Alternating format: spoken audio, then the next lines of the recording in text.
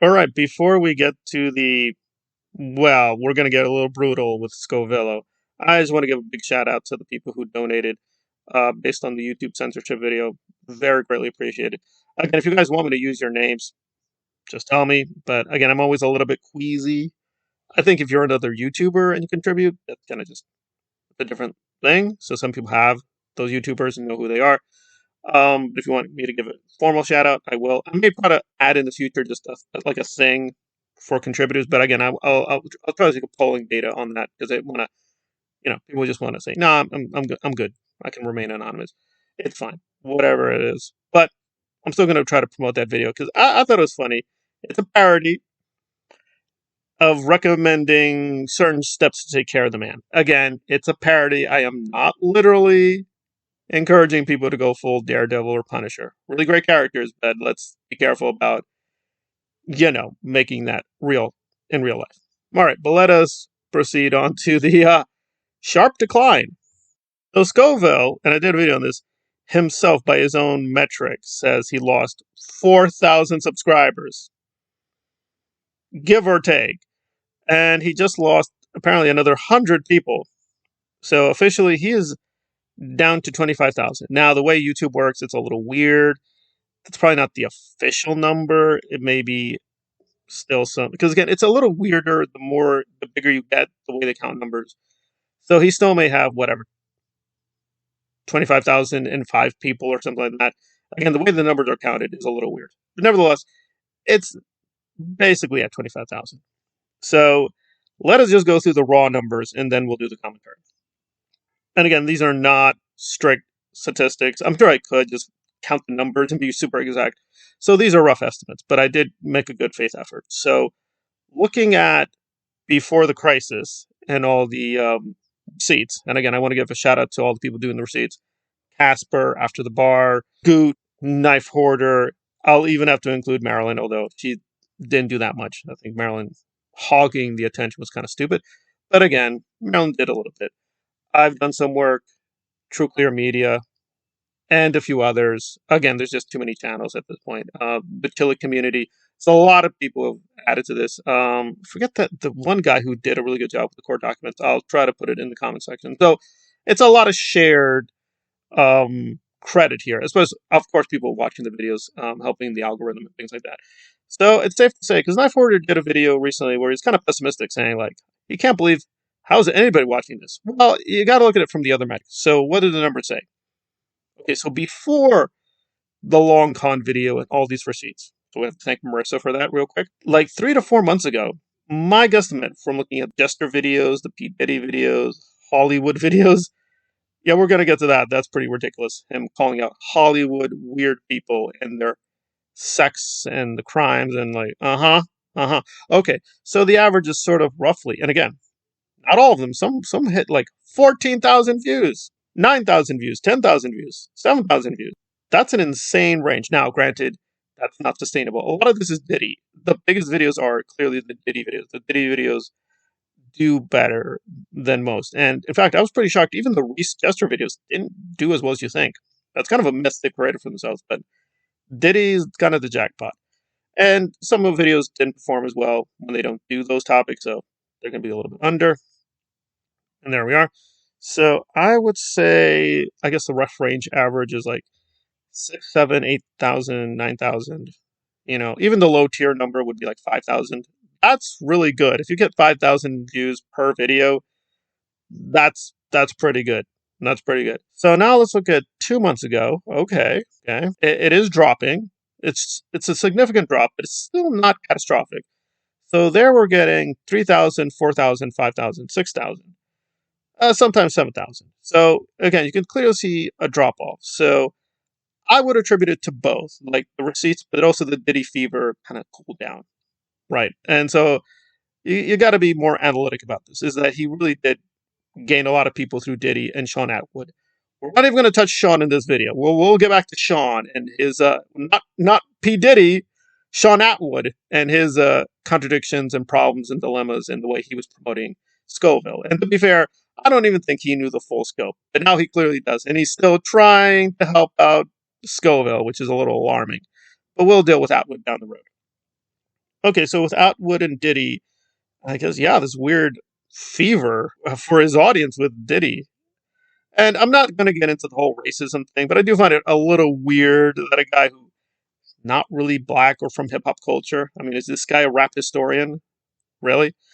Is commenting on this, especially given, and we'll get into this in the commentary, given that his criminal record is almost identical to Diddy. Yeah, it's kind of alarming.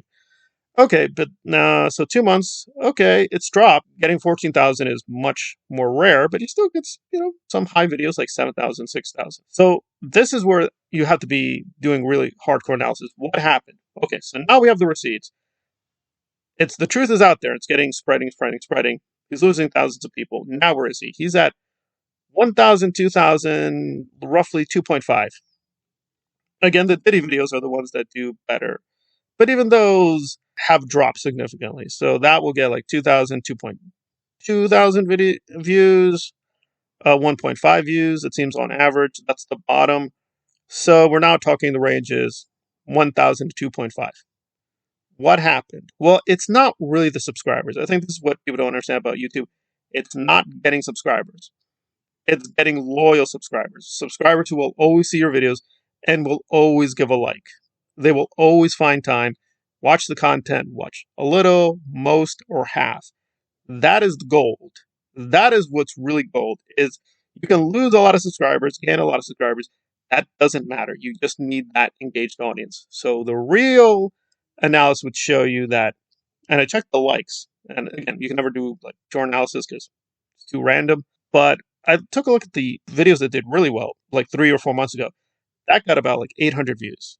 I'm sorry, 800 likes. Okay, that's not sustainable. So his more committed hardcore audience is like, it's still big. That's like 600, 620 likes. Like the really committed fan. Now, again, people who do tune in for even the high ranking videos are 160, 166, 167. That seems to be the consistency. So really what happened is he lost 500 to 600 of the hardcore people. The really engaged people who always gave him a like. That's what's really happened. And so now the channel's not dead, but it is fatally damaged because really it's just this hardcore people watch it now. And that's just 1 to 2,000 people. Remember, this channel has 25,000 people. So do the numbers in your own head. So he's literally getting less than 10% of his own audience to watch his videos. Now, that is actually fairly normal. It's a weird paradox. As big as you get, you always lose your audience. I mean, it is what it is. It's extremely rare for any creator to even get half their audience.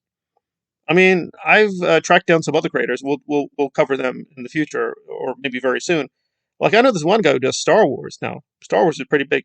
He has over 3 million subscribers.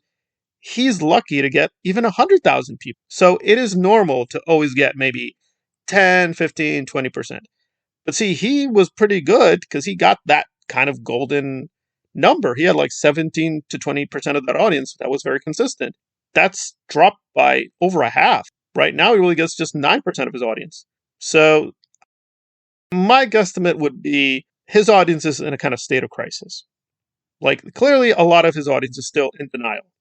No matter how many more documents, right? Pictures, audio clips, video clips, his own testimony, they still are unsure. And I get that. I play devil's advocate. So I guess they think Casper, Goot Knife Hoarder made it all up. Even Marisa, you go to Marilyn, we just made it all up.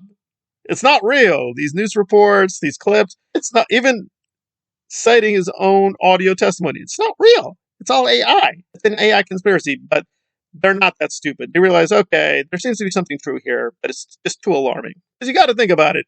You're watching all these P. Diddy videos, right? And you're just getting off on it. You're just feeling a high. You're feeling that emotion. You're like, oh my God, I come to this channel. I hate P. Diddy. And Scoville's like, yes, hate P. Diddy with me. Oh, it's delicious. Oh, it's so delicious. I hate P. Diddy with you. Hallelujah. Hallelujah. It's just enthusiasm, right? This collective madness. And you just get to feel it all the time. Like, hey, you. We're all here hating P. Diddy together. Yay. Again, I'm not defending P. Diddy, but this is kind of moronic and shallow, but that is his audience. And then this is why it's coming crashing down, because even if you have a lot of doubts, if it's true, and let's be very clear, Diddy is very disturbing. So one case, which is very well known, is Justin Bieber. And I'm not a big fan of Bieber, like some of the music, like that other way. But it's still alarming that as a very young kid, Diddy mentored, in quotation marks, mentored Bieber. There are pretty credible allegations that Diddy coerced Bieber to do things. Maybe it's not as bad as that. Even if it's not as bad, it's still alarming because Usher, we have independent people saying, yeah, I grew up with Diddy. He taught me things, and he's like, it was wild and crazy. So this is not a person who is very sensitive about teaching young kids. It's just not his record, right? His record is constantly violence, sex, crimes, drug, the whole thing. So at the very best with Bieber, he definitely taught Bieber, to put it mildly, a lot of criminal activity. That's the nicest interpretation. So it could be Diddy is actually innocent of a lot of these charges. He might actually be less guilty than Scoville, because with Scoville, we definitely have a verified case. He definitely victimized somebody underage. He definitely did it. And he didn't just do that. He harassed, attacked, insulted the victim. And the victim had to get him on the record. And he's that lack of shame. He just openly bragged about it. Apparently, if you go through the court documents, he openly brags. He did it. He's not ashamed. And that's what sent him to jail. He's that outrageous. So we'll have to wait and see with Diddy. It's not looking good for Diddy. I think at least a few of these things are credible. I mean, the numbers are pretty high now. I mean, we're talking like hundreds of victims. Now, I don't seriously think he clearly hurt 300 people. But even so, even if it's a small fraction, that is pretty alarming. That said, it could turn out, because again, some of these victims are, quote, underage. But if it turns out he can vindicate himself on those charges, that would mean, technically speaking, Diddy had mainly adult victims, but Scoville still had underage victim. Depending on your value system, you'd say, well, technically, I mean, Diddy did more evil, technically, but Scoville is technically more evil, right? Because he took advantage of a much more vulnerable person and didn't feel any shame. There's really no indication he was ashamed or even reconciled or tried to make it up to the victim or did anything.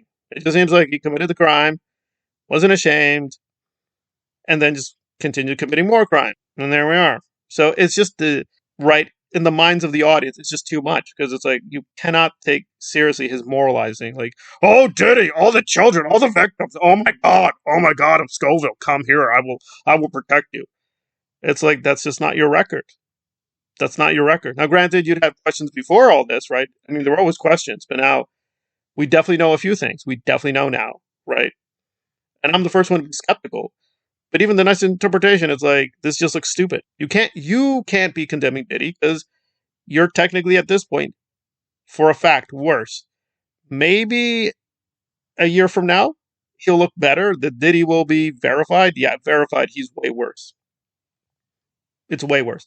The only thing we know definitely for sure now is Diddy coerced, right, Cassie, because we've all seen the hotel videotape, which was very disturbing. So that's on the record. But as ugly and awful as that is, good or bad, those were adults. But with Scoville, it's not even what happened. He fully, knowingly victimized a young girl, didn't care, and he still mocked her even after doing it. He openly insulted her, and she got it on tape. So that's pretty hardcore evil by any standard. So we'll have to wait and see whether they're both hardcore evil or irony of ironies. It could be Diddy's softcore evil, really evil, but Scoville managed to be more evil, but pretends to be moralizing. Oh, I care for the victims. Oh, I care for the victims. Yeah, I'm sure you don't. I'm sure you don't care for the